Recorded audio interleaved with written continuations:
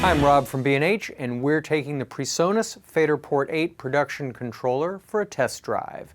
The FaderPort 8 offers 8 touch-sensitive 100mm motorized faders, along with 8 high-def scribble strip displays and transport and automation controls.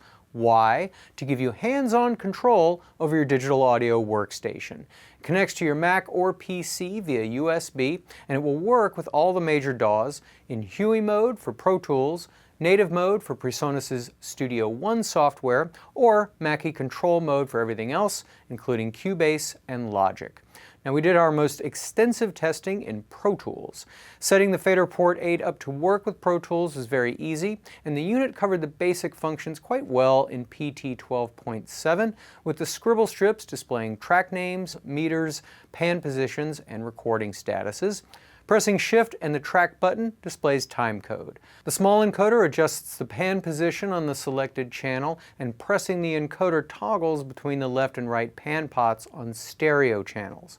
These 4 buttons determine fader assignments, so by pressing pan, I can adjust pan positions with the faders.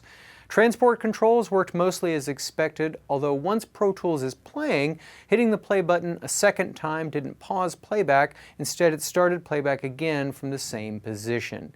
In the scroll mode, the larger encoder knob is used for audio scrubbing. In channel mode, the encoder and navigation buttons scroll through the channels one at a time, while in bank mode, it's in banks of 8. No, there is no dedicated 9th master fader on the FP8, but you can control the master fader from one of the 8. Now, one of the most important features on a DAW controller is the ability to put channels into different automation modes and write level rides and mutes, and the FP8 handles those functions in Pro Tools.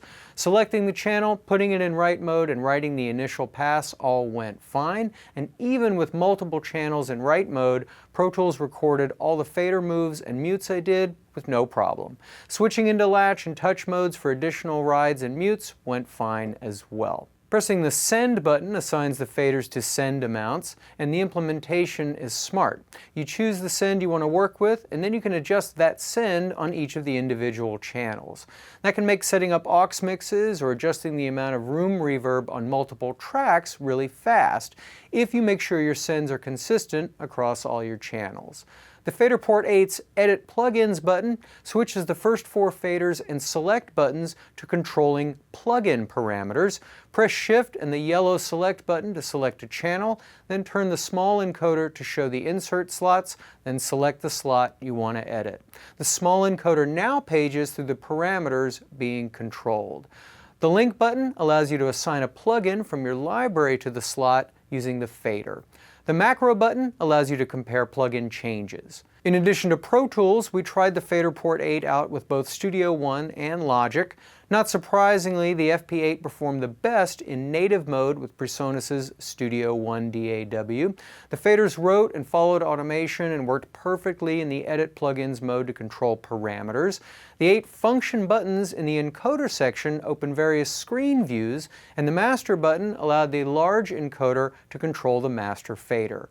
The 5 mix management buttons are also really useful in Studio One, as they limit you to only seeing what you want to focus on. Audio tracks, virtual instruments, the VCAs, you get the idea. Now, at the time of this video, the FP8 did work with Logic Pro X, but there were some bugs. The transport functions were problematic. The play and stop buttons worked, but lit up when the unit was not playing and then went off during playback. Pressing the fast forward and rewind keys usually engaged unwanted loops, and pressing the loop button didn't seem to work either. Another quirk was that when overriding automation with the FP8, Logic would occasionally revert to previous automation levels in both trim and write modes. Now, to be fair to the FaderPort 8 though, I've had similar problems using other controllers with Logic. Furthermore, any controller designed to work with multiple DAWs is going to need ongoing firmware updates to iron out the glitches, so I'm sure we'll see improved performance with the FP8 over time. To wrap it up, the PreSonus FaderPort 8 is a solid, competitively priced DAW controller with outstanding Studio One integration, while users of other DAWs, especially Pro Tools, will find a lot here to like as well. I'm Rob from B&H, and thanks for watching.